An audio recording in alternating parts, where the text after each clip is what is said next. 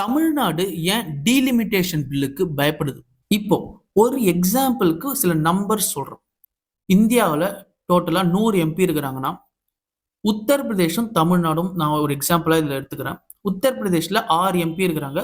தமிழ்நாட்டுல 4 எம்பி இருக்கிறாங்க. இப்போ டீலிமிட்டேஷன் பில் இம்ப்ளிமெண்ட் பண்ணிட்டால் 100 எம்பிங்கிறது 200 எம்பியா மாறும். இந்த நம்பர்ஸ் எல்லாமே சும்மா நான் ஒரு எக்ஸாம்பிளுக்காக தான் சொல்றேன். இது எதுவுமே உண்மை கிடையாது. இப்போ 100ங்கிறது டபுள் ஆகி 200ஆ மாறிடுது. அப்போ ஆட்டோமேட்டிக்கா தமிழ்நாட்டுல 4ங்கிறது 8ஆ மாறணும். உத்தரப்பிரதேஷ்ல 6ங்கிறது 12ஆ மாறணும்.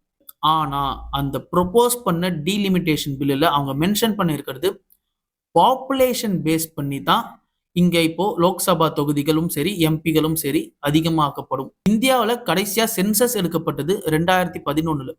அதுக்கு முன்னாடி சென்சஸ் எடுக்கப்பட்டது 2001ல.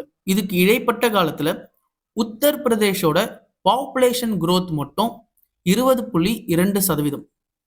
தமிழ்நாடோட பாப்புலேஷன் growth 15.6%. ஸோ ஆட்டோமேட்டிக்கா உத்தரப்பிரதேஷ்ல பாப்புலேஷன் growth அதிகமா தான் இருந்திருக்குது. நம்ம சின்ன வயசுல இருந்து ஒரு விஷயம் கேள்விப்பட்டிருப்போம். இந்த பாப்புலேஷன் growth, பாப்புலேஷன் கண்ட்ரோல், இந்த 2 பிள்ளைங்க தான் பெத்துக்கணும், அதுக்கு மேல பெத்துக்க கூடாது. இந்த வார்த்தைகள்லாம் நம்ம சின்ன வயசுல இருந்து நம்ம கேள்விப்பட்டிருப்போம். ஏன்? ஏன்னா இந்தியாவுல மக்கள் தொகை அதிகமா இருக்கிறதுனால கவர்மெண்டால அது மெயின்டைன் பண்ண முடியல.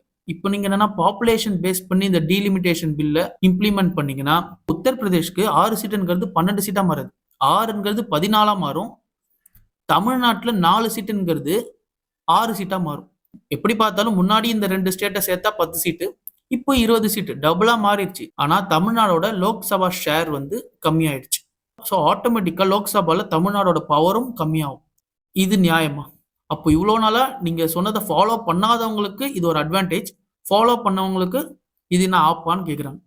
ஆனா இதுக்கு வந்து இந்தியன் கவர்மெண்ட்ல இருக்கிற பல பேர், தலைவர்கள் எல்லாருமே சரி, இதுக்கு என்ன சொல்றாங்கன்னா, இல்ல எல்லா ஸ்டேட்டுக்குமே சீட்ஸ் ஈக்குவலா தான் இன்கிரீஸ் ஆகும்ங்கிறது தான் அவங்க சொல்ற பதில். ஆனா இந்த ஸ்டேட்மெண்ட் அந்த ப்ரொபோஸ் பண்ண டீலிமிட்டேஷன் பில்லுல எங்கேயுமே கிளியரா இல்ல.